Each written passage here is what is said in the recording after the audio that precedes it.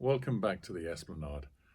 Last week we had a look at some of the lighting that we had on the stage in the theatre, and I explained the dimming systems and another means of control, Dmx. So today we're going to go into the control room and have a look at the control systems that I used to operate the dimmers and send the Dmx signals to the lights, the LED lights, to control them. So let's go on in and we'll have a quick look and see how everything works in here. Here we are in the control room, which is located to the rear of the theatre behind all the audience in a soundproof booth. So if you look behind me here, last week I showed you the network system that came up into the dimmer room that controlled all the dimmers. This is the other end of it. So everything is sent from here. We have nodes out in the theatre and we have network cables going out to the control lighting boards, and everything is routed upstairs through that control system to operate the dimmers, and then out to the nodes which give Dmx to all of the LED lights. So let's have a look at the control system that I actually use. This is the theatre's newest, latest and greatest lighting console. This is a Grand MA3 full-size console. It has 12,288 parameters, which basically means that if I had them, I could control 12,288 individual fixtures, as long as they were just a dimmed fixture. As you know, or if you can remember from last week, we have a total of 480 dimmed channels within the theatre, but we have several LEDs. So the LED fixtures, the least number of parameters that I use in one LED fixture is 5, and the most that I use is 49.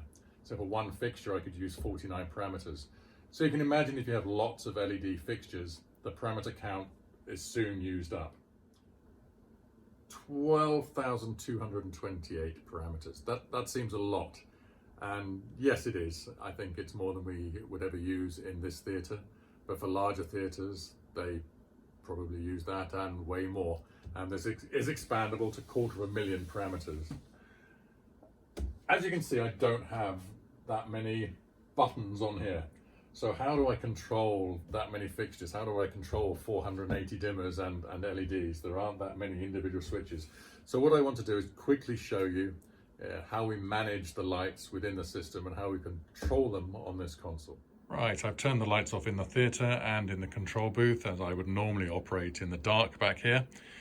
So I'll just look quickly across the console.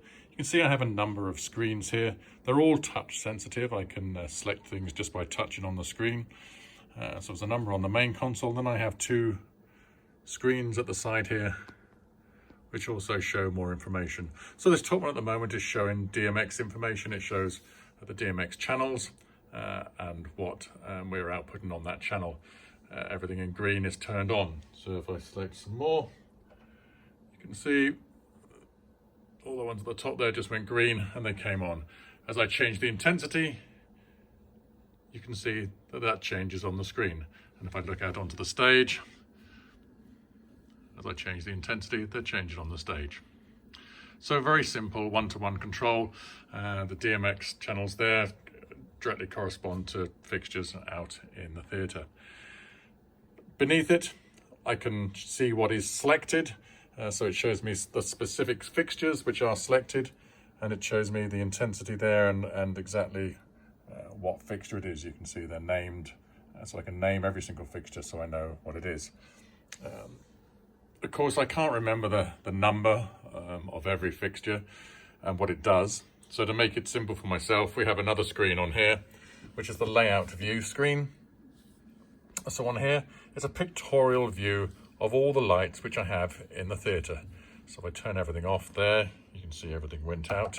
But basically what I have is several screens. So that is all the front of house lighting, the balcony rail lighting, and the stage lighting. And there's a couple of other movers and rock bars.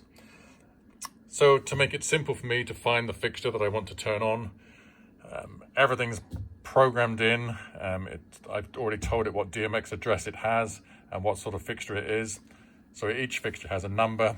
I've then placed that into this pictorial view, and I can select whichever lights I want just by selecting on the screen. As I said, it's a touch sensitive screen. So you can see a small blue square appeared and they've turned yellow. So that means they're selected. So as I turn them on here, you can see lights are turning on out on the stage. So these correspond to where they are within the theatre. So this, as I said before, when we were out there, we had 5 LXs. Well, there's LX1, LX2, LX3, LX4, and the 5th LX is the cyc lights. So that's the cyc lights back there. If I turn the cyc lights on, I didn't select it. There we go. There's the 5th LX. So that's the cyc lights. You can see the cyc lights right at the back of the stage there, and they're color changing LEDs, so I can change the color on the cyclorama back there. Right, so that makes it very simple for me to find the lights that I require to turn on. But for a show, I need to program them so that they're much easier to access. So for example, I have a number of groups already pre-programmed. So from here, I can select a group of lights that I want to turn on. So for example, if I select all of LX1 and go back to here, you can see that all of LX1 are yellow here. Over on this screen, it shows that all of LX1 is selected, and I can change the intensity. Once I've selected what I want, I can then store it. So I can store it onto a fader. So down here, I have a bank of faders. So I can just select which fader I want to store it on. If I hit the button here, you can see that's just changed color to say that it has something stored on it. Now, when I operate this fader, if we look out here, you can see that LX1 is turning on and off. So I'm controlling multiple lights from one fader. I don't have to have one fader for each individual light. Obviously, I'd have far too many faders. So for a show, I would program a whole lot of faders. So I'll change to a rock page here. This is what I'd use for a rock and roll show.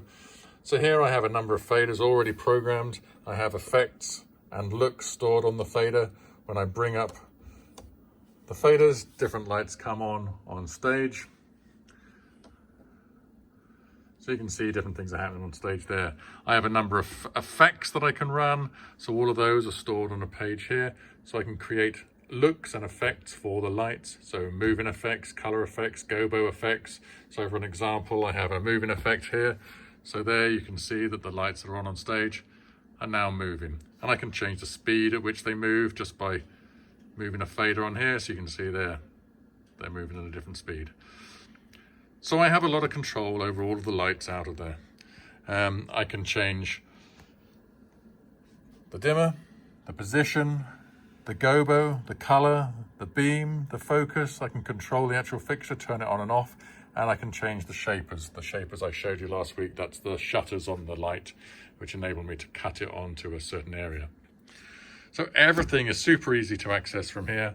I select what I want the look to be like. I then store it onto a fader, which I can then bring up during the show. So there was a brief insight into the control systems we have here for lighting at the Esplanade Theatre. As you can see, it's a pretty powerful console. I really showed you very, very little of it. It would take far too long to show you everything it could do, but I hope you enjoyed what you did see. Next week, Phil will be talking about audio. So please tune in again, and I look forward to seeing you again soon. Thank you.